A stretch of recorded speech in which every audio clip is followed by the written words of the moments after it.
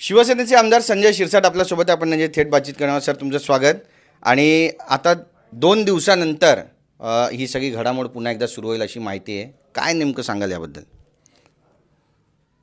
भाजपचा आणखी गटनेता ठरलेला नाही. उद्या त्यांचे पक्षसृष्टी येण्याचे चान्सेस आहेत आणि ते आल्यानंतर त्यांच्या गटनेत्याची निवड होईल. मला वाटतं आज मुख्यमंत्री आणि उपमुख्यमंत्री साहेबसुद्धा दिल्लीला जातील की काय अशी शंका आहे. त्यांच्या वरिष्ठ पातळीवरती चर्चा होईल आणि 2 दिवसानंतर मुख्यमंत्री कोण बनेगा याची नाव घोषणाही केली जाईल.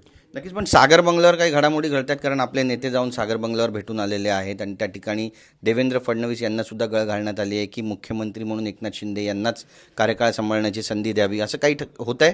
नाही, गळ घालण्यासाठी कोणी मंत्री गेले असं माझी माहिती नाही. हे आम्ही युतीमधले लोक आहोत. एकमेकाला भेटणं हा धर्म आहे. निवडून आलेल्या देवेंद्रजीशी भेटायचं, देवेंद्रजींच्या भाजपचे काही आमदार आम्हाला भेटतात. यामुळं त्या पॉलिटिकल अँगलने त्याच्याकडे पाहू नका. हे मैत्रीचं नातं आहे. ते नातं जपायचा प्रयत्न प्रत्येकजण करतो आणि कधी कधी असंही होतं, साहेब थोडं लक्ष असू द्या, हा जो प्रकार असतो हा राजकारणामध्ये चालतो.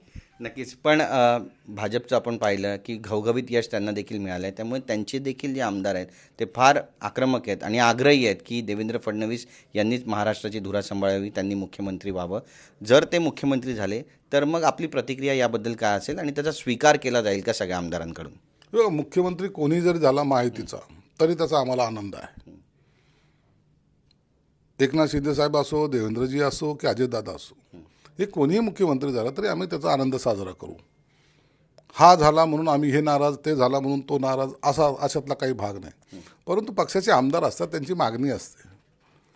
शिवसेनेला वाटतं त्यांचा मुख्यमंत्री व्हावं, भाजपला वाटतं त्यांचा व्हावा, राष्ट्रवादीला वाटतं त्यांचा व्हावं. साहजिक आहे ना. पक्षाचा जर आमदार जर झाला, माझा नेता जर मुख्यमंत्री झाला तर त्या मुख्यमंत्री पदाला एक वलय असतं आणि त्याचा फायदा होईल अशी सर्वसाधारण आमदारांची अपेक्षा असते. 2-2-1चा असं काही फॉर्म्युला ठरला आहे? कारण सकाळपासून चर्चा होती, 2 वर्ष मुख्यमंत्री एकनाथ शिंदे असतील, 2 वर्ष देवेंद्र फडणवीस असतील, 1 वर्ष अजित पवारांना दिलं जाईल. केवळ चर्चा म्हणावी याला? सध्याला तर चर्चा फक्त आणि चर्चा चालू आहे. जोपर्यंत हे फॉर्म्युला हे तिन्ही नेते बाहेर आणत नाहीत तोपर्यंत बाकी चर्चेला काहीही अर्थ नाही. शपथविधी कधी होणार आहे नेमका? शपथविधी 27 किंवा 28ला होईल. आणि यानंतर जेवढे मंत्री आहेत ते शपथ घेतील, कारण तुमचंही नाव त्या ठिकाणी चर्चेमध्ये मागच्या वेळीच जे घडलं नाही ते यावेळी होईल अशी अपेक्षा आहे. या मंत्रिमंडळाचा विस्तार म्हणजे शपथ घेताना काही मंत्री निश्चित आहेत असणार आहेत आणि मला वाटतं शिंदेसाहेबांच्या जर मनात आलं ते शब्दाला पक्के आहेत. त्यामुळे माझं नावसुद्धा त्या यादीमध्ये असेल अशी माझी अपेक्षा आहे. नक्कीच. पण खांदेपालट होणं किती महत्त्वाचं आहे, कारण मागच्या वेळी आपण पाहिलं की बरेचसे नेते आपल्याकडचेच होते, मंत्री होते, जे निष्क्रिय झाले होते अशी पण चर्चा आहे. त्यांना बदलून आता नवीन चेहऱ्यांना संधी दिली जाईल असं पण एक बोललं जात आहे. नाही, नवीन मंत्रिमंडळ जेव्हा स्थापन होतं त्या टायमाला हा प्रकार घडतोच. म्हणून आहे त्यांनाच कंटिन्यू करणं हे काही योग्य नाही आहे. म्हणून काही मंत्री बदलले जाण्याची शक्यता नाकारता येत नाही. परफॉर्मन्स असतो, सत्ता भोगल्यासाठी तो वेळ असतो. मग नवीन इतरांनी काय करायचं, त्याने निवडून यायचं आणि ह्यांनी मंत्री बनायचं असंही नसतं. तर तो फॉर्म्युला ठरवण्याचं काम हे मुख्यमंत्री एकनाथ शिंदेसाहेब करतील. ते आमच्या पक्षाचे नेते आहेत. त्यांना जो योग्य वाटेल त्यांना ते निश्चित संधी देतील. नक्कीच. आपण पाहिलं की इतकं घवघवीत यश महायुतीला मिळालं आहे, यानंतरही विरोधी पक्ष म्हणतोय की आता बॅलेटवर निवडणुका घ्यायला पाहिजे, ईव्हीएममध्ये काहीतरी गडबड होती असं म्हणतात. लोकसभेला जी निवडणूक झाली त्या टायमाला का नाही बोंबलले? त्या टायमाला होते ना. जेव्हा ते जिंकतात त्या टायमाला ईव्हीएम चांगलं, जेव्हा हारतात ईव्हीएम खराब. हा रडीचा डाव आहे आणि म्हणून त्यांनी आता फक्त त्यांचं काम करतायत.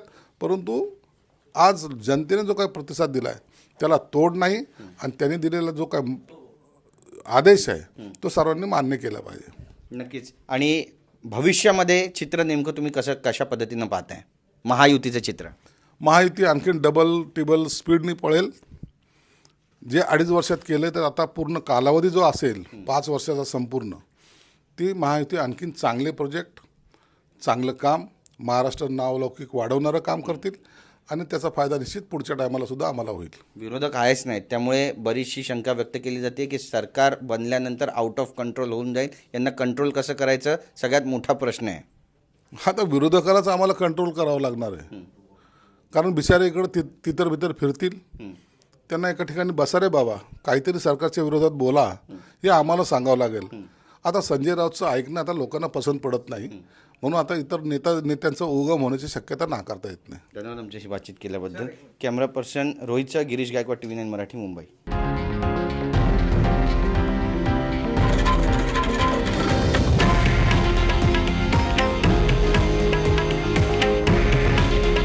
हे आहे देशातील नंबर 1 न्यूज नेटवर्क आणि आपण पाहत आहात TV9 मराठी. काळजी तुमची, हित महाराष्ट्राचं.